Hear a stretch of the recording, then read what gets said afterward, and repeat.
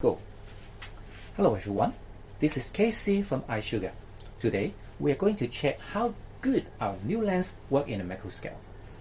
I have a laser printed calibration chart mounting on a sliding board at 8 centimeters away from the camera, and the focus was tuned to far away, so you can check on the side on the wall here. Now I'm gradually tuning the sliding board so it's moving more close to the lens. Now we are at 7 centimeters now, which is the focusing distance of many underwater doom. And it's 5 centimeters, 4,